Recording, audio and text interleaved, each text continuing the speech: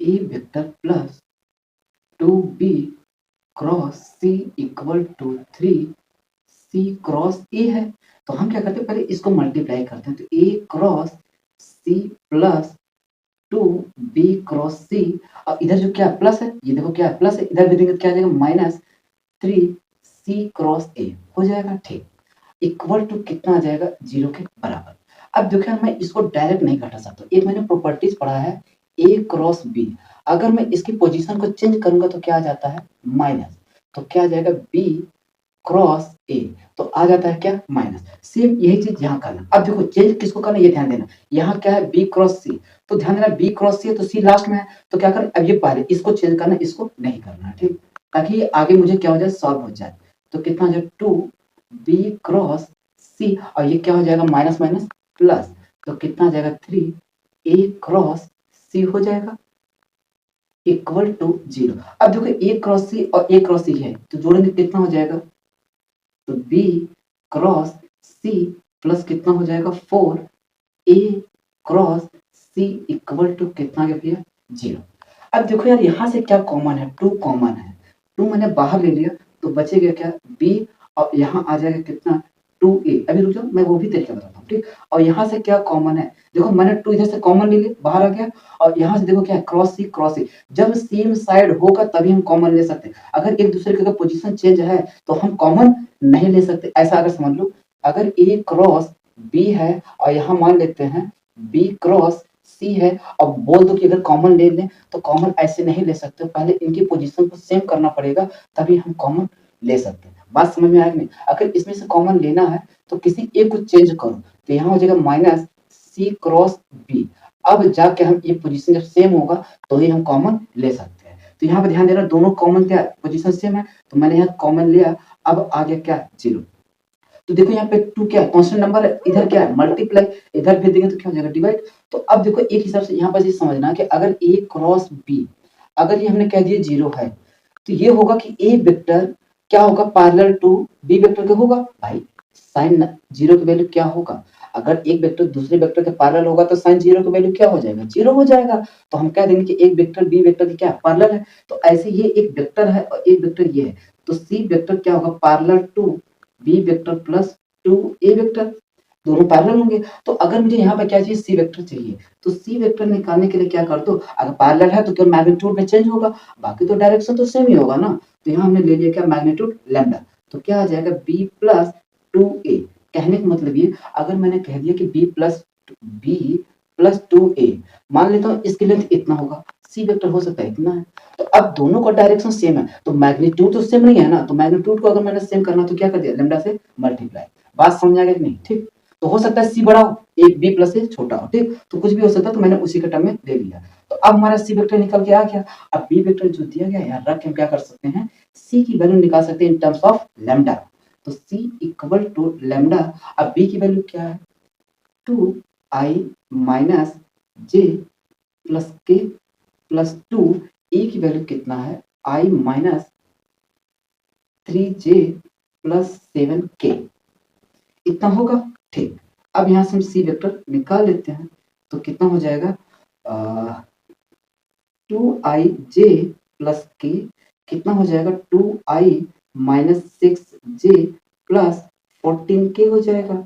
तो यहाँ से सी वेक्टर हमारा आ जाएगा कितना 2 और 2 कितना हो गया 4i, और यहाँ कितना 6 और यहाँ -1 तो 7j हो गया, ये कितना 14 और 1 कितना हो जाएगा 15k हो जाएगा। इतनी बात समझ आ गया। अब जैसे मुझे यहाँ सी वेक्टर निकल के आ गया तो इसमें रख के हम क्या कर सकते हैं लैम्डा की वैल्यू निकाल सकते हैं।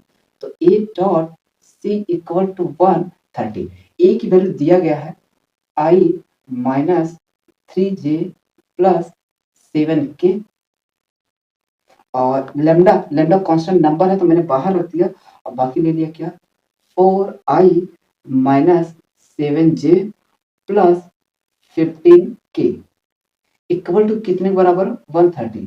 लैम्डा तो कितना हो जाएगा 4i into 4 minus minus plus 21, और ये हो गया कितना 15 7 105 इक्वल टू 130। तो कितना हो जाएगा 1 2 4 4 5 130 लैम्डा इंटू 130 इक्वल टू 130, तो ये इससे गया लैम्डा की वैल्यू कितना आ गया 1। अगर मैं यहाँ पर लैम्डा की वैल्यू रखूं तो सी वेक्टर कितना आ जाएगा भैया हमारा 4i माइनस 7 प्लस 15 की आएगा। इतनी बात तो समझ में आ गई। देखो एकदम बेसिक बेसिक से बता रहा हूँ, ठीक। बाकी इसके आगे जैसे जैसे चलूंगा ना तो धीरे धीरे खतरनाक बनाता जाऊंगा, चिंता नहीं करना, ठीक। अब जैसे मुझे सी निकल के आ गया, क्या मैं यहाँ रख के वैल्यू नहीं निकाल सकता? बिल्कुल निकाल सकता हूँ सर। अच्छा निकाल दो भैया। फिर डी वेक्टर कितना है? इतना रखो 2i माइनस जे प्लस के, और सी हमारा कितना है? इतना। भैया रख दो। तो देखो कितना आसान है, टफ नहीं है। लेकिन ये उन्हीं लड़कों के लिए है आसान जो भैया लगातार पीवाईक्यू लगा रहे हैं। और जो भैया अगर इधर उधर के क्वेश्चन कर रहे हैं तो भैया गारंटी नहीं ले सकता कि तुमसे आ ही जाए, ठीक। लेकिन कोशिश करोगे तो जरूर आएगा। तो कितना आ गया 8, और ये माइनस माइनस प्लस 7, और ये कितना आ जाएगा 15। तो जोड़ूंगा कितना आ जाएगा 8 7 15 15 15 30, तो कितना आ जाएगा 30। तो इसकी वैल्यू कितना आ जाएगा 30। कितना आ जाएगा 30। अब ये जैसा कि आज आपका जे मेंस का पहला फर्स्ट टाइम का पेपर था, जो कि 21 जनवरी का, जो कि जो भी लड़के ने पेपर देकर आए हैं और मिले हैं, उन्होंने कहा सर पेपर बहुत अच्छा गया है, क्योंकि हमने जो पीवाईक्यू करा रखा सेम वैसे ही क्वेश्चन है, बस केवल डिजिट चेंज है, बाकी सेम डिक्टो वैसे ही है। और लड़कों ने जो पेपर दिया, पेपर देकर आए, उन्होंने कहा सर आपने हमको पीवाईक्यू करा के बहुत अच्छा किया, कि सेम ऐसा लग रहा था कि जैसे कि वही क्वेश्चन हो, कुछ भी अलग नहीं है, सेम डिक्टो वैसे ही प्रिंट जैसे मिल रहा था, बस केवल डेटा में चेंज था, बाकी सेम वैसे। और लड़कों ने काफी अच्छा करके आया है। अब देखते हैं क्या रिजल्ट, कि कैसा रिजल्ट आता है, ठीक। तो वैसे भैया अभी जो नए नए लड़के अभी जो फर्स्ट टाइम देंगे पेपर, तो उनको लगता है कि नहीं पीवाईक्यू नहीं आएगा, वो जो मॉड्यूल है उससे आएगा या आर डी शर्मा से आएगा। तो एक बार मैं कह रहा हूँ भाई पेपर दे लोगे तो खुद ही समझ में आ जाएगा कि आर डी शर्मा से आ रहा है या किसी के मॉड्यूल से आ रहा है। भैया बाद में मैं फाइनल अभी बता दे रहा हूँ कि एक बार जब दे लोगे ना खुद ही समझ में आ जाएगा भैया कि मुझे पीवाईक्यू कितना ज्यादा इंपॉर्टेंट है।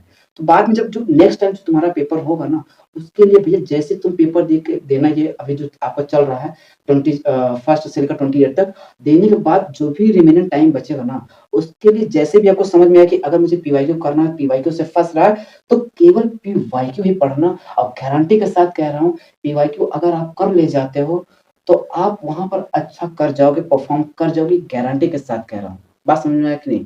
अगर आप पीवाईक्यू कर लेते हो तो, अब बाकी अगर आप इधर उधर के क्वेश्चन करते हो तो मैं उसका गारंटी नहीं ले सकता। लेकिन हाँ इतना जरूर कहूंगा कि अगर आप पीवाईक्यू करते हैं तो गारंटी के साथ हूँ कि ऐसा ही क्वेश्चन आएगा, इससे टफ नहीं आएगा। मैंने जितना इंटीग्रेशन कराया हो ना, लड़के ने केवल उतना ही इंटीग्रेशन करके गए हैं और पूरा का पूरा क्वेश्चन करके आए हैं, एक भी क्वेश्चन नहीं छोड़े। सेम ऐसा लग रहा था कि जैसे एकदम कॉपी प्रिंट हो, वही क्वेश्चन हो, ठीक। अब बात ये मैंने इतना ज्यादा करा दिया हूं ना पीवाईक्यू कि भैया उसमें से ऐसा कोई टाइप बचा ही नहीं कि जो तुम्हें ना आता हो। मैंने हर एक टाइप, हर एक क्वेश्चन करा रखा हूँ, तुम जाके देख सकते हो, ठीक।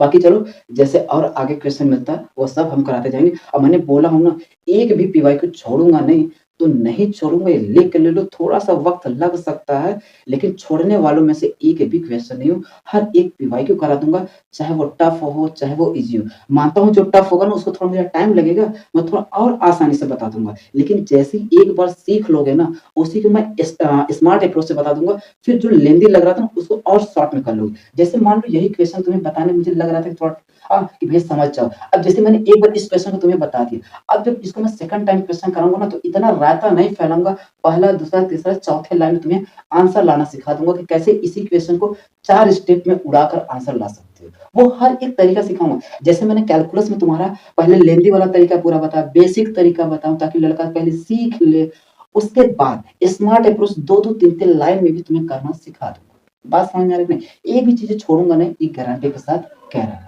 बात समझ में आया कि नहीं? ठीक। और उसके बाद मैंने भाई जितना भी तुम्हारा स्टेट बोर्ड का क्वेश्चन कराता हूँ ना, वो ध्यान देना तुम्हारे जेईई मेंस के में एक बूस्टर का काम करेगा, ये ध्यान देना। मैं जितना भी तुम्हारा पीवाईक्यू स्टेट बोर्ड के जितने भी पीवाईक्यू हैं वो कराता हूँ, क्यों तुम्हारे इसको बूस्टर के लिए कराता हूँ, ऐसे नहीं करा देता हूँ। उसमें भी कहीं ना कहीं कॉन्सेप्ट छिपा हुआ, उन सब चीजों को भी समझोगे तो तुम्हारे ये जेईई मेंस के क्वेश्चन में करने में बहुत हेल्प करेगा। बात समझ में? बाकी चलो अगला क्वेश्चन देखते हैं।